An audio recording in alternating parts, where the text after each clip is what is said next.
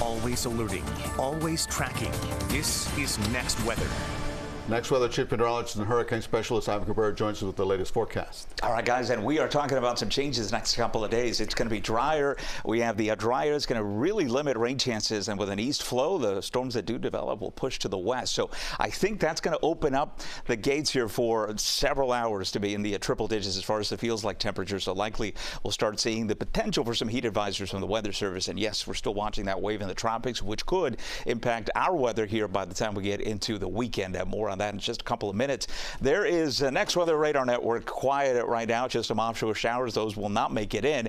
And classic east flow, a good inch of rainfall down in Key West. But notice it's just absent rain along the coast here. Everything pushed towards the interior. I think we'll even have less so tomorrow as the dry air begins to win out. That is going to, again, result into some hot times here. Not rain chances at 0, but they are not going to be pretty high at all. It's just some morning showers, then everything shifts over to the other side of the coast. Friday, we'll get a little better coverage, particularly through the middle part of the day, but it's still an east wind, except we'll just have more moisture to work with, so showers and storms will be able to drop down more rainfall than they will be over the next couple of days. And there's the L. That is the system that will certainly approach Florida heading into the weekend. How it does that and what shape it's in, that's going to depend on what kind of weather we see Saturday and Sunday. Right now, I have the wetter solution, which pushes it towards the west. National Hurricane Center has opened that door as well. So we'll get that squared away heading closer to the weekend. There are the morning showers and then afternoon storms for tomorrow on Rain Tracker.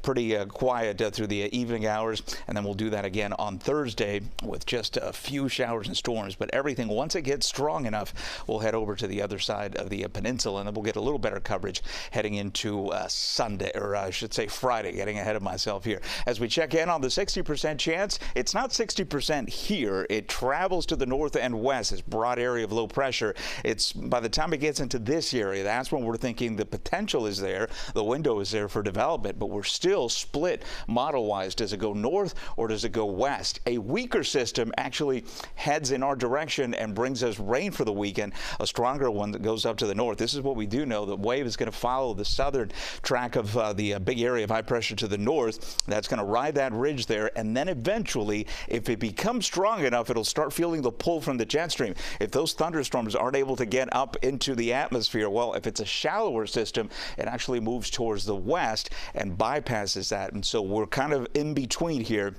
depending on what the wave decides to do. We will have more information now that we have something a little more organized out there to be able to lock in the model chances here and what we're thinking. But these camps, we still can't really say 100% which one it is. So keep checking back with us, and we'll keep you posted with every model run as we pour through it here. Temperatures tomorrow in the low 90s. We'll have rain chances at minimal 20% coverage. We'll keep it that way on Thursday. And then, of course, heading into Friday, and particularly into the weekend, both weekend days, watching the tropics, we may have to raise or lower those rain chances by Saturday and Sunday, depending on what that wave does.